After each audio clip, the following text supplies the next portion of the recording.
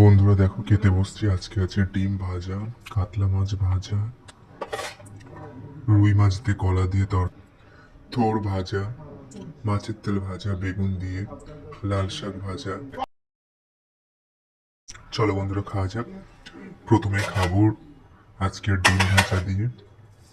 ডিম ভাজাটা ভাই ভেজেছে, খেতে কেমন লাগলো? খেতে কিন্তু খুব ভালো লাগলো। ডিম ভাজা দিয়ে খাচ্ছি। দেখো ডিম ভাজা দিয়ে খাচ্ছি। আমাদের লাল শাক ভাজা খেতে কেমন লাগে খেতে লাল শাক ভাজা কমেন্ট করে জানিয়ে দিও। দেখো লাল শাক ভাজা দিয়ে ভাত খাই। এখন লাল শাক ভাজাটা দিদিমা ভেজেছে, খেতে কিন্তু খুব ভালো লাগলো লাল শাক ভাজাটা। দেখো খাচ্ছি।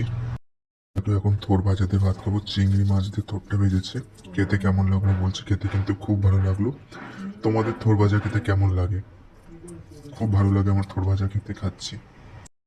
দেখো মাছের তেল খাচ্ছি, মাছের তেল ভাজা দিদুন ভেজেছে, খেতে কিন্তু খুব ভালো লাগলো মাছের তেল ভাজাটা।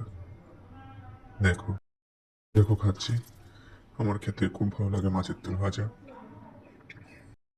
মাছ ভাজা খাচ্ছি। কাতলা মাছ ভাজাটা খেতে কিন্তু খুব ভালো লাগলো। দেখো তোমাদের কেমন লাগে কাতলা মাছ খেতে? আমি রুই মাছ দিয়ে খাচ্ছি। দাদি রান্না করেছে রুই মাছের তরকারিটা, কেমন লাগলো খেতে বলছি। খেতে কিন্তু খুব ভালো লাগলো রুই মাছের তরকারিটা।